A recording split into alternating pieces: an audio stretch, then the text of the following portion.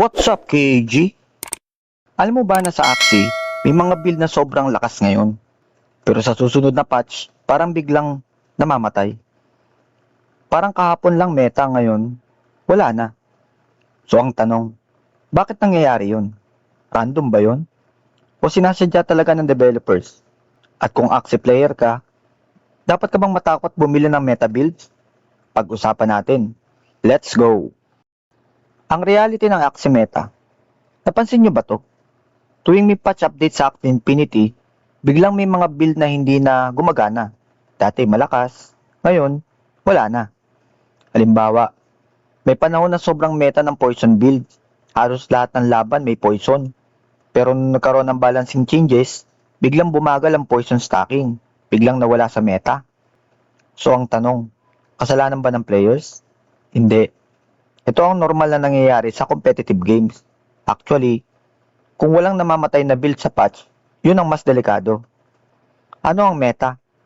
Para sa mga bago sa Axie, lilinawin muna natin. Ano ba yung meta?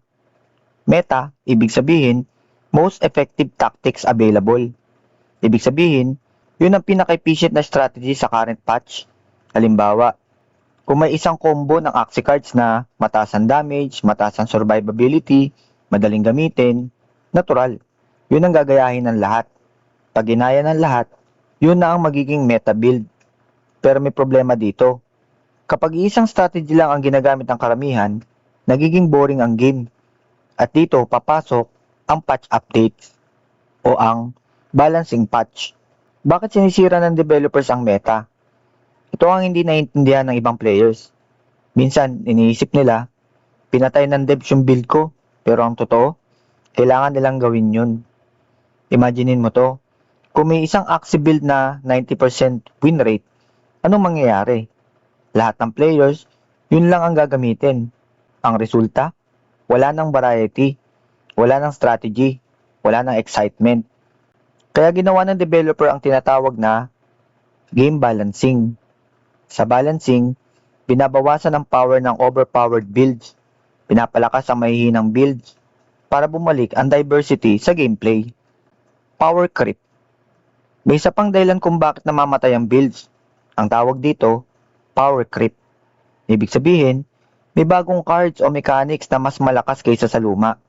Halimbawa, dating malakas ang isang sustain na build, pero may bagong mechanics na.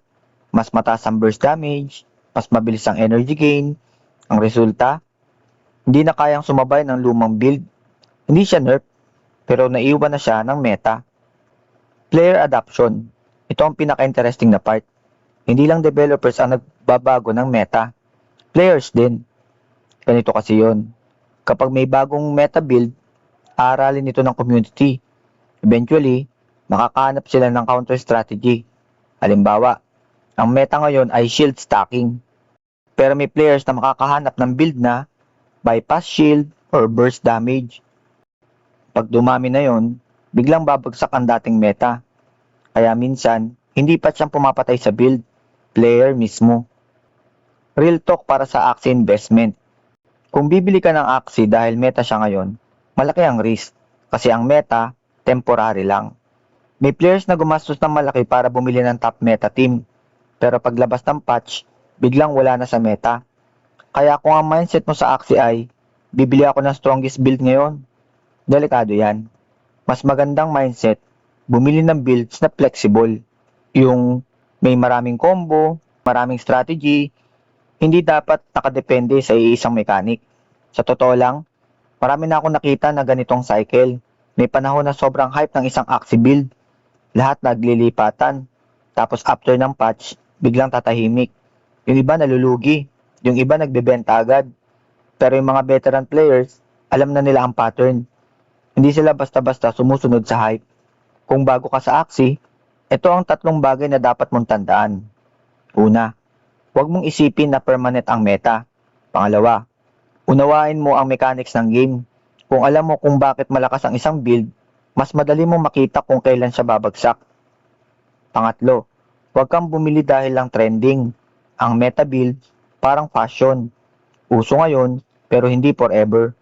Sa maraming competitive games, normal talaga ang namamatay na build. Halimbawa, sa League of Legends at Dota 2, halos bawat patch may champion o hero na nawawala sa meta.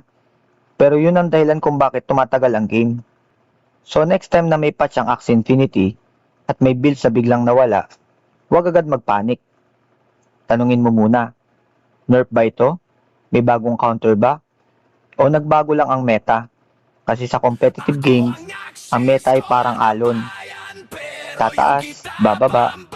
Ang tanong lang, sasabay ka ba sa alon? O matututo kang mag-adjust? Game on!